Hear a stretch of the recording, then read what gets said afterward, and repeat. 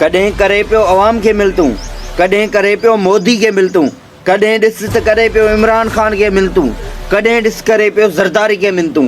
छाजे करे? हू चए थो मूंखे अटो वठी ॾियो, हू चए थो मूंखे गाॾियूं बंगला वठी ॾियो। न अदा न, हू हिकु मजबूर पीउ आहे जेको पंहिंजी औलाद जे लाइ तड़पी रहियो आहे। चवंदा आहिनि न त बीमारी मर्द जॾहिं वधी वेंदो आहे उनजो को इलाजु नाहे थींदो, पोइ जेको बि हमरा कोई बि ॾस ॾींदो आहे उहो हमरा करण जे लाइ तयारु थी वेंदा आहिनि। मन के इन ॾस मां असांखे फ़ाइदो मिले, असांजो इलाजु थी सघे, असांजी बीमारी ख़तमु थी वञे।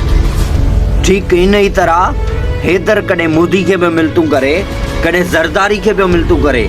मन को कंहिं में गैरत अचे, मन को कंहिं में ईमान जो ज़रो हुजे, मन को पंहिंजे बचनि जे करे मुंहिंजे बचनि ते रहम करे, मूं ते रहम करे।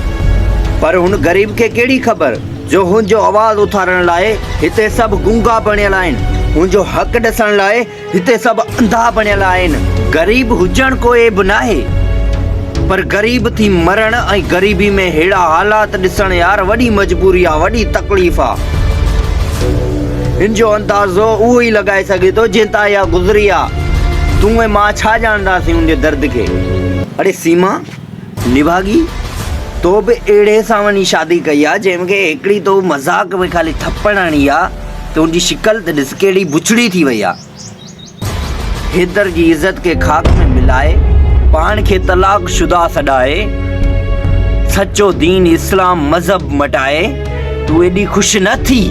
यादि रखंजा उहो ॾींहुं। इहे सभु इंडिया वारा तोखे लानतू ॾेई तुंहिंजो कारो मोह करे वापसी न रवानो करनि त मुंहिंजो नालो मटाए छॾिजां। जेसिताईं इहा मीडिया तुंहिंजो साथ ॾे पई, तूं मीडिया जी हीरोइन थियो वेठी आहीं, एतिरा ॾींहं तूं भले मस्ती कर, पर जॾहिं इहे खेल ख़तमु थिया तॾहिं तोखे अंदाज़ो थींदो त हैदर बि का शइ हुई। बसि इहो तमाशो थोरे ॾींहंनि लाइ आहे, उनखां पोइ केरु तोखे थुकण जे लाइ बि ॻोल्हे न लभंदो। वरी मां हथ ॿधी अपील कयां थो, हैदर जा बचाउनि जे हवाले कया वञनि।